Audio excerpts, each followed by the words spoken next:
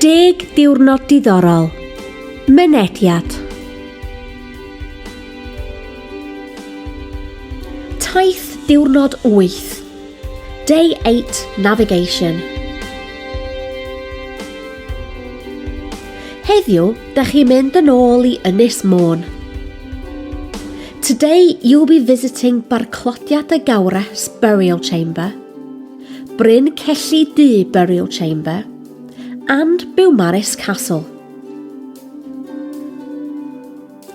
Gyrrwch I Siambr Gladdu Barclodiad a Gawres, LL63 5TE.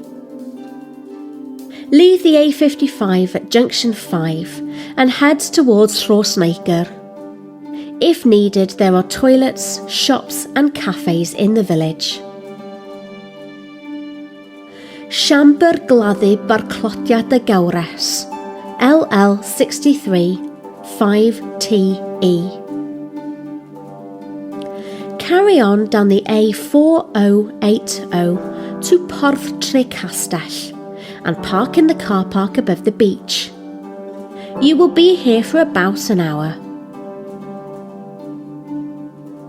Cerddwch at y Siambr Gladdu. Walk down the path at the top of the cliff towards the burial chamber, reading the interpretation information on the way. Ewch I mewn i'r Siambr Gladdu. Explore around and inside the chamber. There is a task to complete while you are here. Gyrrwch I Siambr Gladdu Bryn Celli LL61 6EQ. Head south along the A4080 through Aberfraw.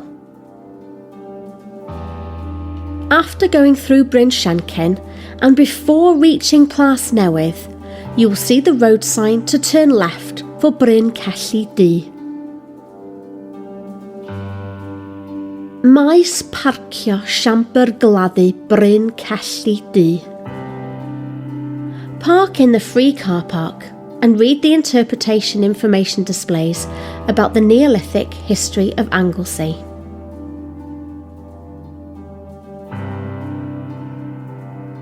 Y Siambr Gladdu.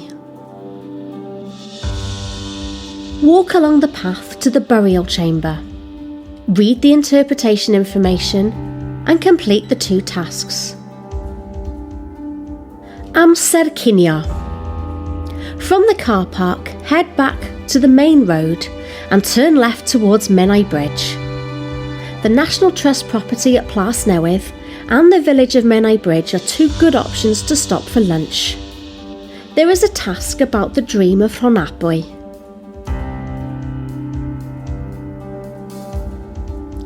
Gyrrwch I Beaumaris, LL58 8RA.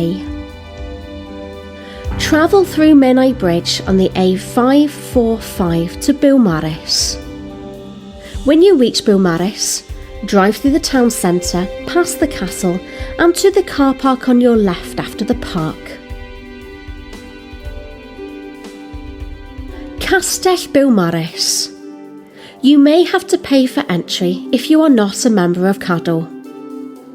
Explore the castle and complete the 3 tasks. Tref Beaumaris. After visiting the castle, explore the town and seafront and write your postcard from the day. Amser mynd adre a gwneud eich gwaith cartref.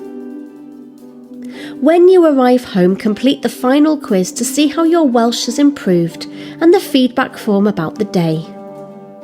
When you have recovered from the day, there is a more open activity for you to do. This activity asks you to use what you have learnt during the day, and you can ask your class tutor to check your work. Llinell amser. All of the different activities have given you an important date. These can now be added to your timeline. Complete all 10 days at the different places to complete your timeline of Welsh history.